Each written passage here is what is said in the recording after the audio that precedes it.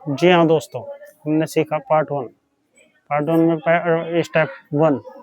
Step 1 में हमने क्या सीखा? स्टांस बनाया ऐसे, और हमने इस नानचुक को घुमा के अपने हाथों से पकड़ा। इसमें हमने क्या किया? 1 2। आज हम सीखेंगे स्टेप 2। ये है स्टेप 2।